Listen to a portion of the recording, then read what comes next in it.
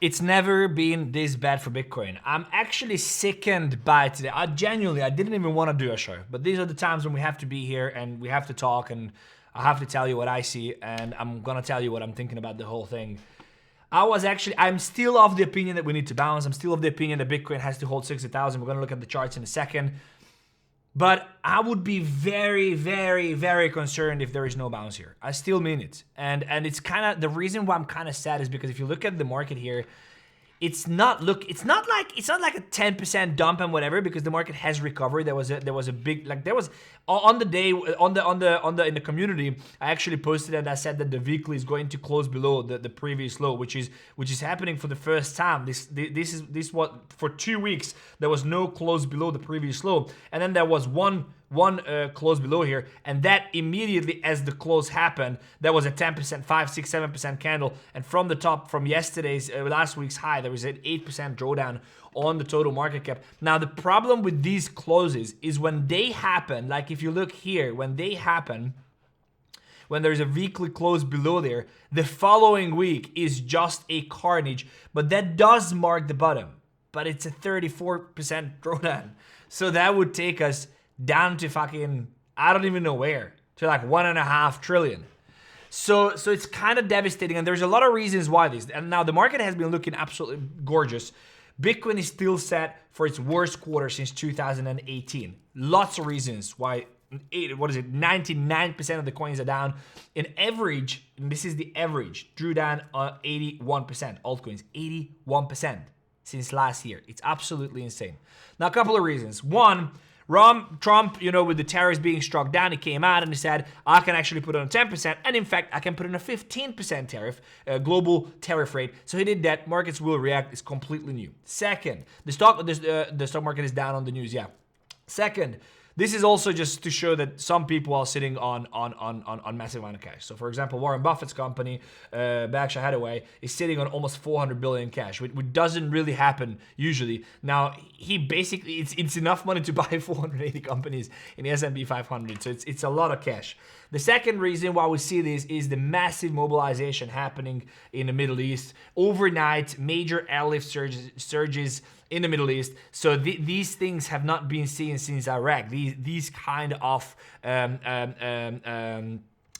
mobilization to the Middle East by the United States. It's absolutely insane. So the reason why this is very important is because if there is going to be a war, and why would they it's not only Cold War type of environment now. Why would they transport so much artillery if they weren't to do a war? It just simply doesn't make sense.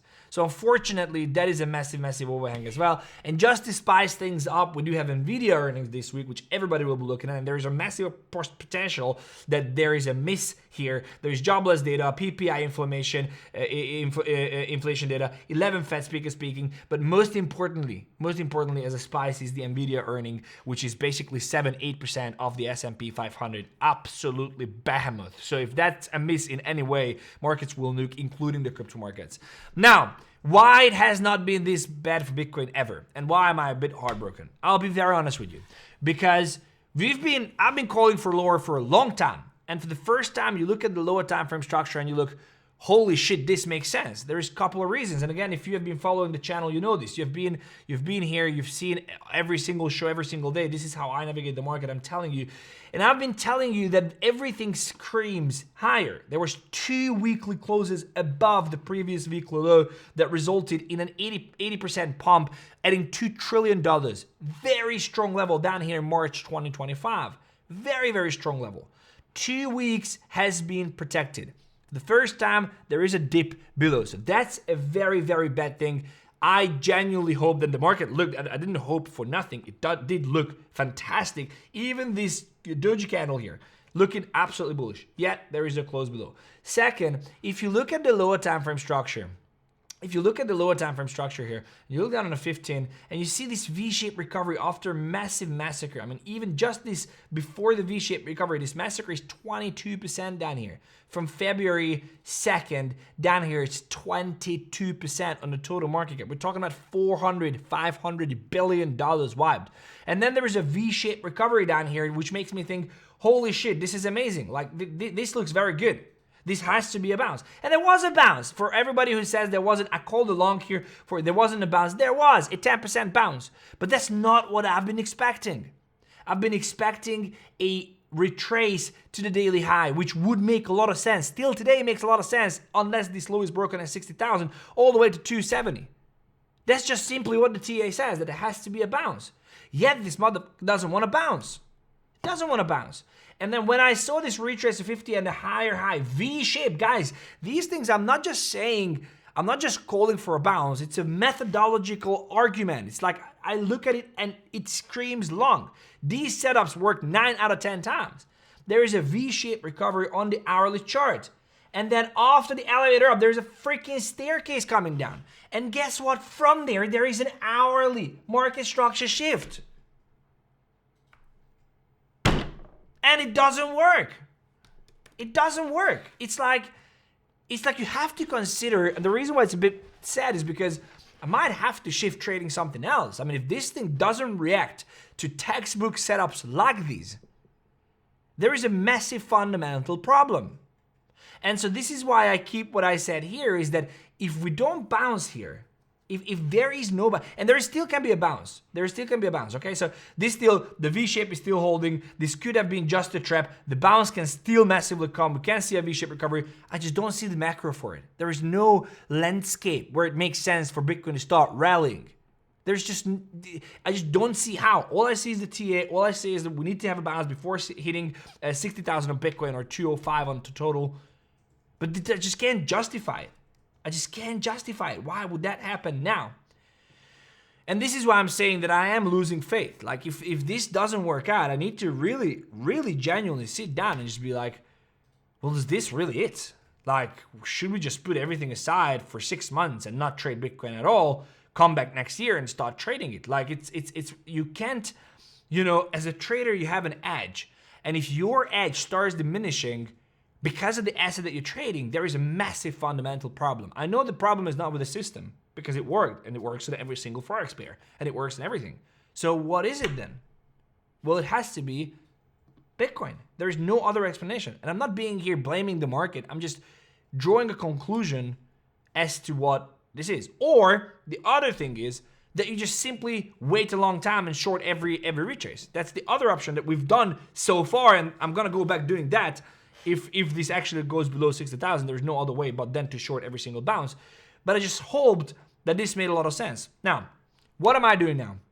First of all, again, I told you a million times here on the channel, transparency is everything for me. I had this will be my biggest trade in February. Now, this can still play out on Bitcoin. I did have an account, I told you, I did have an account that, this is BitFunded, by the way, you know about it. If you don't, it's prop firm, you can basically get a challenge, and for the price of your stop loss, you have a possibility of getting a much higher return. And so I had a 100K account that I put in on Hype, which I failed. So I told you that my stop loss is the size of this account, so why don't I just take it on BitFunded? The idea behind is that if I get stopped, I lose $1,000. Otherwise, I would lose $1,000 as well. But if I actually get it right, then instead of making $1,500, I have an opportunity to get a $100,000 account. Now, what happens is that unfortunately, you look at Hype and you understand that Hype literally started V-shaped recovery on the hourly, and it fell 12% in basically what? In 2 days. This protocol is buying back $1 million of their own token.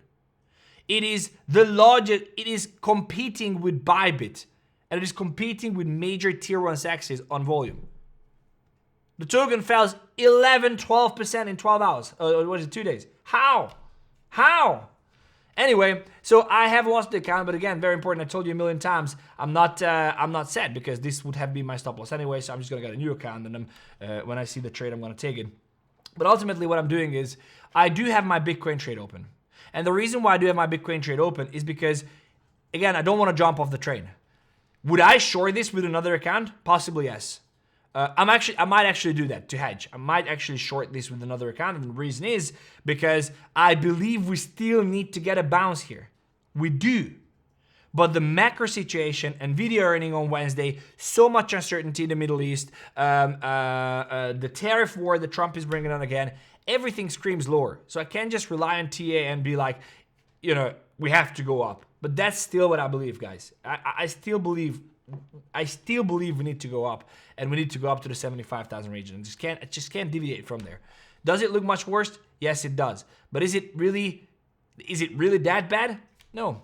There is still no. The only reason why I don't think it's bad is because there was a V-shaped recovery, there was a high formed here, and there was no high formed after the 1 hour market structure shift. If this was happening like this, then it's lower. But because there was no high formed afterwards, that means this level didn't have enough strength. That means it's still collecting liquidity and still can push. So again, I'm not that concerned about this trade, but I just can't reason why this would work on the macro level. On the chart, I definitely do see it. If I just look at this, unfortunately, I can't reason. We will see. Guys, come back tomorrow. Join the community. We'll see how it goes. I'm not touching the Bitcoin trade higher. Ciao.